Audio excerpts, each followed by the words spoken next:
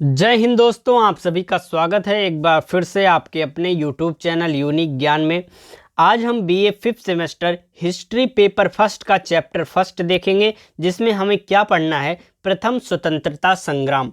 अर्थात प्रथम स्वतंत्रता संग्राम कौन से संग्राम को, कौन से विद्रोह को कहा जाता है, इसका कारण क्या था, यह विद्रोह होने का कारण क्या था, साथ ही साथ यह भी देखेंगे इसका प्रभाव क्या पड़ा था। अगर आप चैनल पर नए हैं तो चैनल को सब्सक्राइब कर लीजिए, साथ ही साथ कमेंट करके ज़रूर बताएं कि आप बीए 5th सेमेस्टर में हिस्ट्री के अलावा आपको कौन सा सब्जेक्ट पढ़ना है, जिससे आपको वह सब्जेक्ट भी पूरा सिलेबस आपका कराया जाए। जो बीए 5th सेमेस्टर में हमने पहले ही बताया था, हर एक सब्जेक्ट जो भी आपने सब्जेक्ट लिया हो उसका 2 एग्ज़ाम होगा, पेपर फर्स्ट और पेपर सेकंड, जिसमें से पेपर फर्स्ट की क्लासेस आज स्टार्ट होती हैं तो हम उसको देखेंगे। आपको हमने सिलेबस बता दिया है, जिसमें हमने आपको बताया था फर्स्ट यूनिट जो है सिलेबस का, उसमें आपको पढ़ना है प्रथम स्वतंत्रता संग्राम के कारण, मतलब उदय किस प्रकार से हुआ और उसका कारण क्या था और प्रभाव क्या पड़ा इस स्वतंत्रता संग्राम का। अलग अलग विद्वानों का अलग अलग मत है, कुछ लोग इसे सैनिक विद्रोह कहते हैं, कुछ भारतीय विद्रोह कहते हैं, कुछ कहते हैं कि यह प्रथम स्वतंत्रता संग्राम था। तो चलिए देखते हैं प्रथम स्वतंत्रता संग्राम किस विद्रोह को कहते हैं।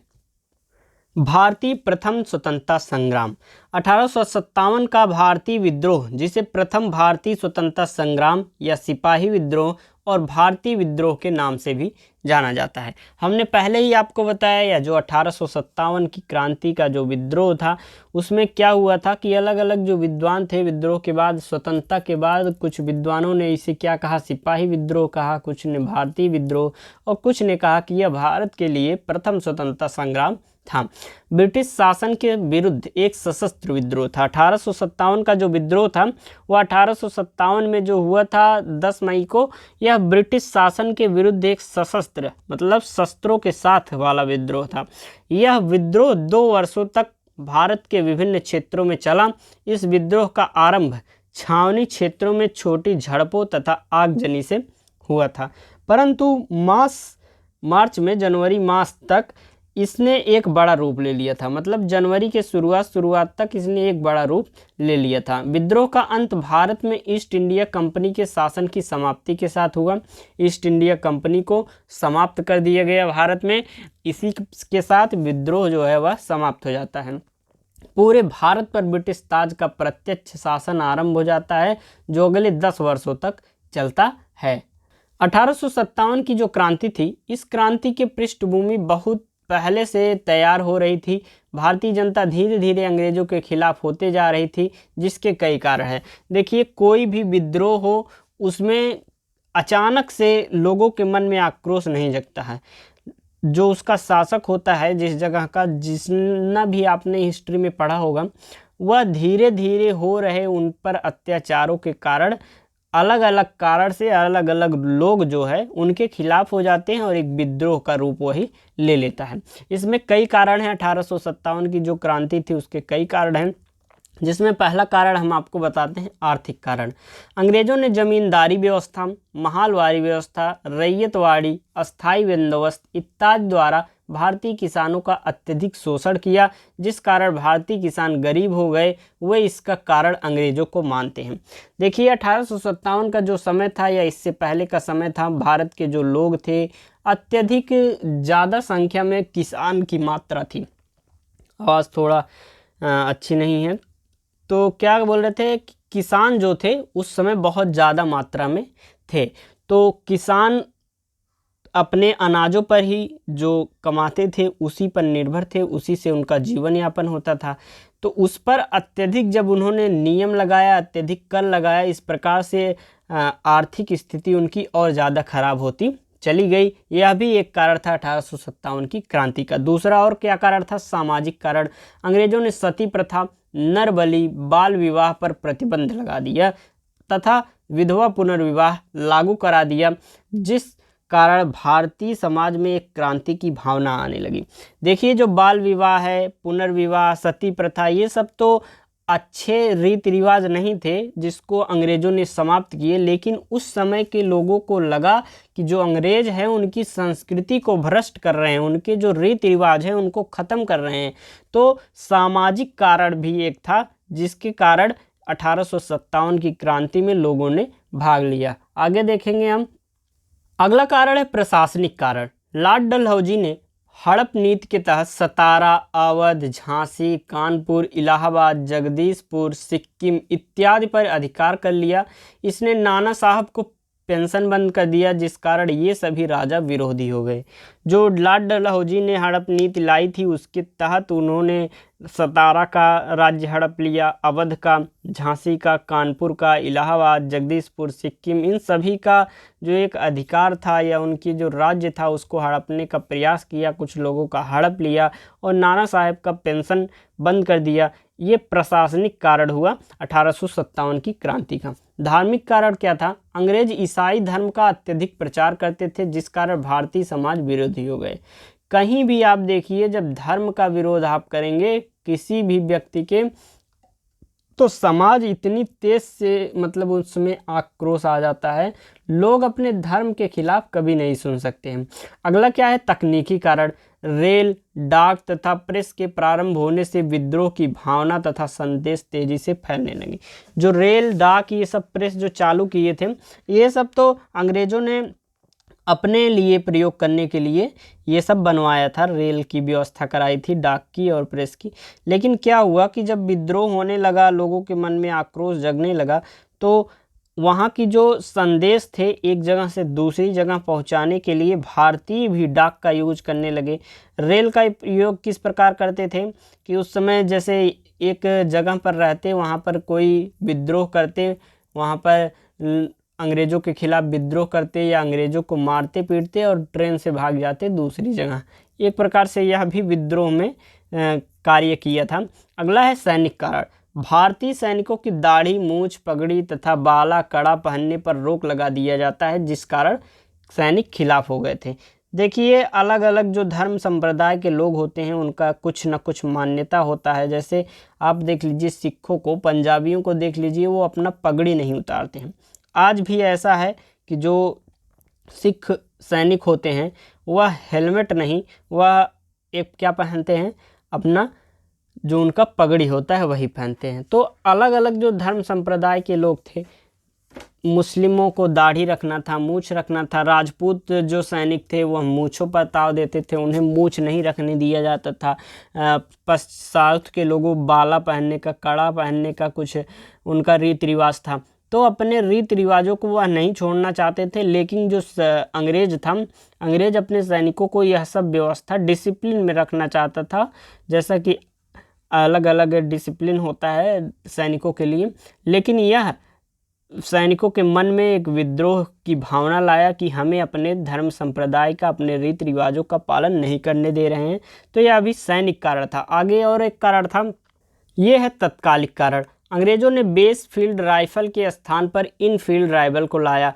तभी यह अफवाह उड़ गई कि हिंदुओं को दी जाने वाली राइफल के कारतूस पर गाय की चर्बी तथा मुसलमानों को दी जाने वाली राइफल के कारतूस पर सूअर की चर्बी लगी है, तथा अंग्रेजों के द्वारा दिए जाने वाले आटे में गाय और सूअर की हड्डी का पाउडर मिला है, जिस कारण सैनिकों में मतभेद हो गया। जैसे कि उनको ऐसा अफवाह फैलाया गया, लोगों ने ऐसा समझा कि जो कारतूस है, पहले जो कारतूस होते थे उसे मुंह से ऐसे खोलना पड़ता था, कवर लगाई जाती थी जिससे वह खराब ना हो। तो उसमें ऐसा बताया गया कि गाय की चर्बी और सूअर की चर्बी, जो कि आसानी से उपलब्ध हो जाती थी उस समय मतलब लोगों को, तो उसका प्रयोग कर रहे हैं, ऐसा अफवाह उड़ाया गया था। और जो उस समय वहाँ के मुसलमान सैनिक थे वह सूअर की चर्बी तो छूना नहीं चाहते थे। हिंदू जो थे, ब्राह्मण जो थे, वह गाय की चर्बी को अपने मुंह से लगाने पे बहुत ज़्यादा खिलाफ थे। तो यह एक कारण बना कि उन्होंने क्या किया कि गोली का यूज करने से मना कर दिया। बंगाल के बैरकपुर छावनी के 34 नेटिव इन्फेंट्री के जवान मंगल पांडे ने इन कारतूसों के प्रयोग पर मना कर दिया। उसके अधिकारियों ने जब दबाव बनाया तो उसने लेफ्टिनेंट बाज और लेफ्टिनेंट ह्यूज को गोली मार दी। इस कारण मंगल पांडे को 8 अप्रैल 1857 को बैरकपुर छावनी में फांसी दे दी गई। मंगल पांडे जो है वह कारतूसों का प्रयोग करने से मना कर देता है, तो उसके जो लेफ्टिनेंट बाज और लेफ्टिनेंट ह्यूज रहते हैं वह उस पर दबाव डालते हैं कि लोग गोली चलाओ, गोली का प्रयोग करो, तभी तो सैनिक में भर्ती होगे। तो उसने क्या किया, दोनों को गोली मार दी और इसी कारण मंगल पांडे को 8 अप्रैल 1857 को बैरकपुर छावनी में फांसी दे दी गई। मंगल पांडे यूपी के बलिया का रहने वाला था। इस घटना के कारण सारे सैनिकों के अंदर विद्रोह की भावना आ गई, क्योंकि उन जो सैनिकों को जो फांसी दी जाती है वह सबके सामने दी गई थी।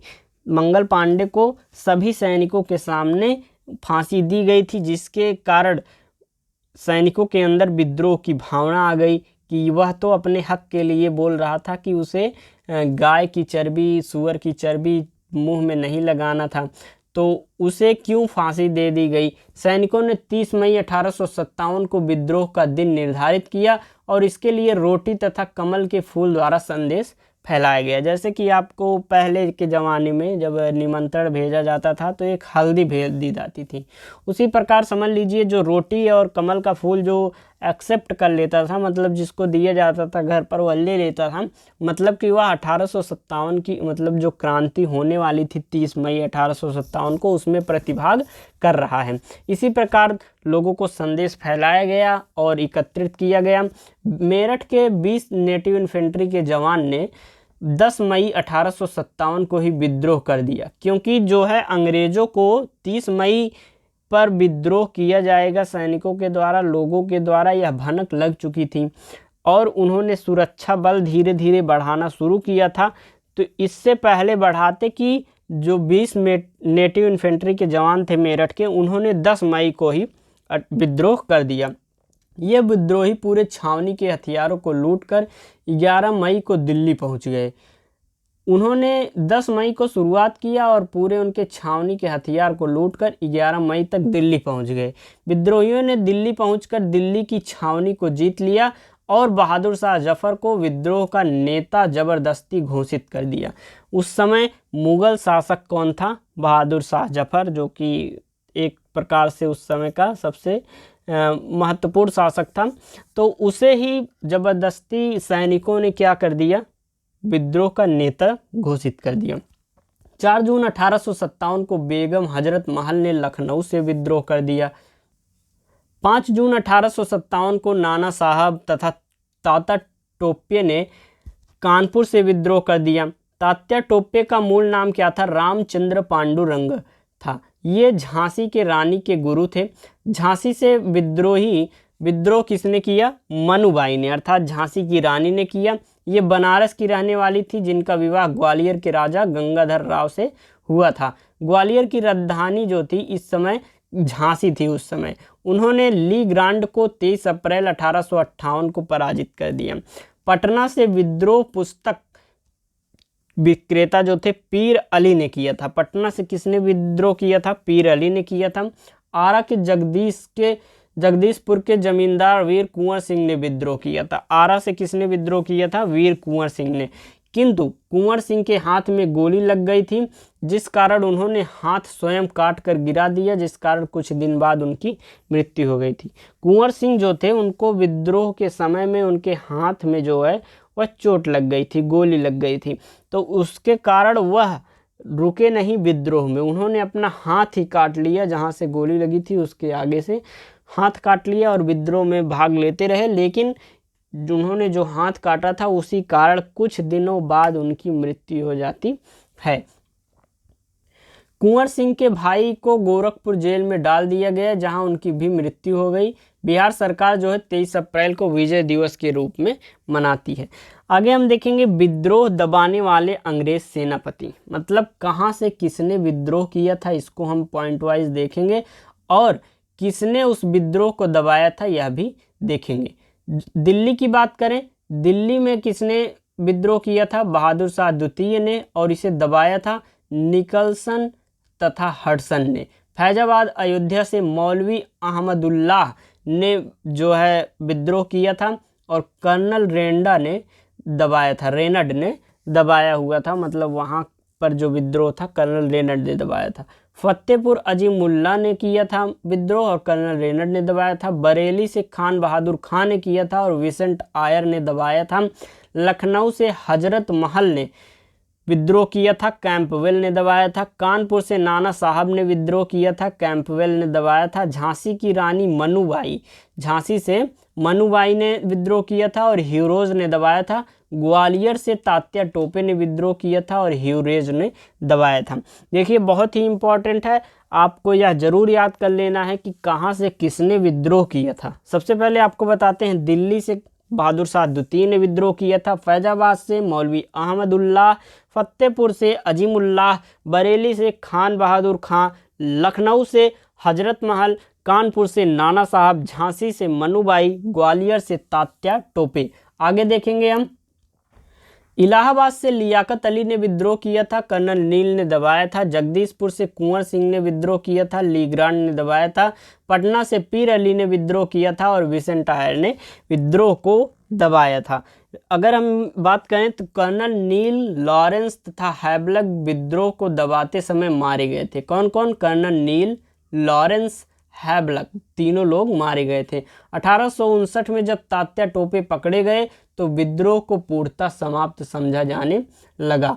विद्रोह कब समाप्त हुआ? 1859 में, जब तात्या टोपे पकड़े गए। 1857 का जो विद्रोह था उसके असफलता का क्या कारण था? सबसे पहला क्या कारण था? हथियार की कमी। भारतीय लोगों में हथियार की कमी थी उस समय, इसलिए एक कारण यह हुआ उस विद्रोह का असफल, नहीं तो उसी समय हम लोग आज़ाद हो गए होते। संगठन का अभाव था, मतलब कोई ऐसा एक भावना नहीं थी जिसके लिए उन्होंने विद्रोह किया था। अलग अलग लोगों की अलग अलग विचार थे जिसके लिए विद्रोह किया गया था। जैसे सैनिकों का अपना मंगल पांडे को फांसी देने के बाद सैनिकों ने विद्रोह किया था। और वहाँ की बात करें, किसानों ने उस पर जो किया था विद्रोह, क्योंकि वहाँ पर आर्थिक स्थिति खराब होती जा रही थी। जो व्यवस्थाएं की गई थी, सामाजिक में उनकी रीति रिवाजों को ख़त्म कर दिया, इसलिए उन्होंने विद्रोह में भाग लिया। अगर उस समय संगठन होता या राष्ट्रीयता की भावना होती, राष्ट्र प्रेम की भावना होती, तो हमारा देश 1857 में ही आज़ाद हो गया होता। और 1857 में अगर आज़ाद हुआ होता तो हमारा देश जो है अब तक की सभी जो देश हैं सबसे पावरफुल होता। अभी तो अमेरिका है, लेकिन अगर 1857 में हम आज़ाद हुए होते तो हमारा सबसे शक्तिशाली देश होता। अब भी हमारा देश बहुत शक्तिशाली है। अगला हमारा तीसरा क्या पॉइंट है? नेतृत्व की कमी थी, मतलब किसी ने एक ने लीडरशिप नहीं की। अगर लीडरशिप किसी एक के हाथ में रहती, अलग अलग लोग अलग अलग जगह से विद्रोह कर दिए थे, लेकिन किसी एक का नेतृत्व नहीं था, यह भी एक असफलता का कारण था। अगला कारण था राजपूत तथा सिंधिया ने अंग्रेजों का साथ दे दिया था, इस कारण भी असफल हुए हम लोग। शिक्षित लोग तटस्थ रहे, मतलब जो शिक्षित लोग थे वह विद्रोह में भाग नहीं लिए थे। अगला कारण है बहादुर शाह की पत्नी जीनत महल ने सभी गोपनीय सूचनाएं अंग्रेजों को दे दी। अंग्रेजों ने हुमायूं के मकबरे के समीप बहादुर शाह जफर को पकड़ लिया और उसे रंगून भेज दिया, जहां 1862 में उसकी मृत्यु हो गई। जो जीनत महल थी, उन्होंने अब गोपनीय सूचनाएं सभी जो थी वह अंग्रेजों को दे दी और बहादुर शाह जफर को न मारने का उन्होंने उनसे वादा लिया था। तो उन्होंने बहादुर शाह जफर को मारा नहीं, उन्हें रंगून भेज दिया, लेकिन गोपनीय सूचनाएं उन्हें प्राप्त हो गई, जिससे वह 1857 के विद्रोह को दबाने में सफल रहे। अगला हमारा है विद्रोहियों में देश प्रेम की भावना नहीं बल्कि आपसी स्वार्थ था, जो कि हमने आपको बताया देश प्रेम की भावना नहीं थी। जैसे कि बेगम हजरत से महल से अवध छीना गया था, इसलिए उन्होंने विद्रोह किया। नाना साहब का पेंशन रोका गया, इसलिए विद्रोह। झांसी की रानी के दत्तक पुत्र को राजा नहीं बनाया गया, इसलिए विद्रोह। कुंवर सिंह ने से जमींदारी छीन ली गई थी, इसलिए विद्रोह।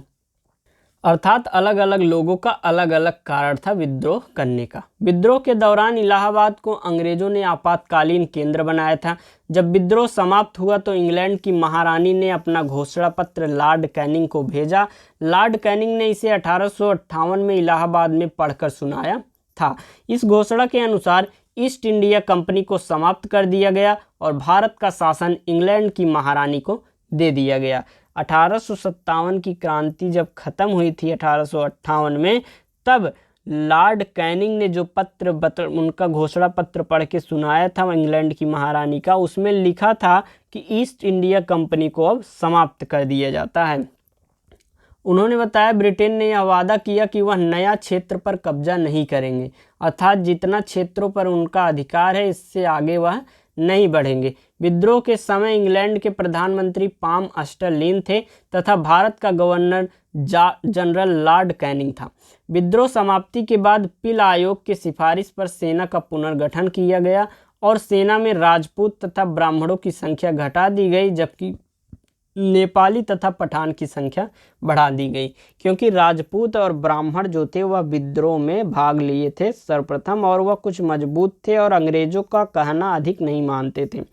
आगे देखेंगे अब हम देखेंगे 1857 की क्रांति का स्वरूप। एक प्रकार से मतलब अलग अलग विद्वानों ने 1857 की क्या स्वरूप बताया है विद्रोह का।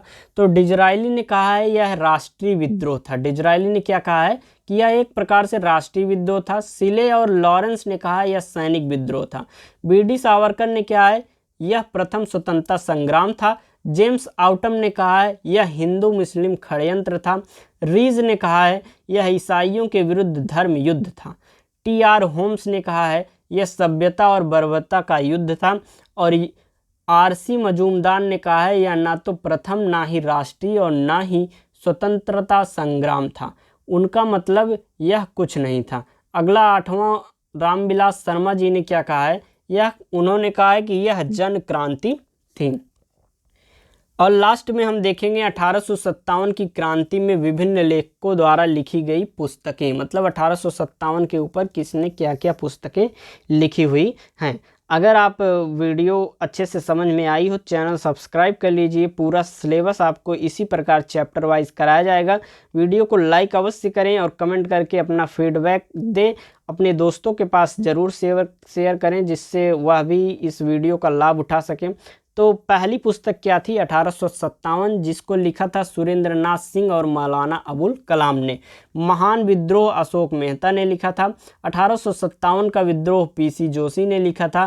प्रथम स्वतंत्रता संग्राम बीडी सावरकर ने। प्रथम राष्ट्रीय विद्रोह भी बीडी सावरकर ने। और अंत में जो यह था आर.सी. मजूमदार का, यह था 1857 का विद्रोह और सैनिक विद्रोह। यह था आपका भारत का प्रथम स्वतंत्रता संग्राम, जिसके बारे में हमने आपको कारण भी बताया, प्रभाव भी पढ़ाया, इसका स्वरूप भी बताया। और यह आपका चैप्टर समाप्त होता है। अगला चैप्टर आपका जल्द ही आएगा। चैनल पर बने रहें। नोट्स प्राप्त करने के लिए टेलीग्राम चैनल ज्वाइन करें। धन्यवाद। मिलते हैं अगले वीडियो में।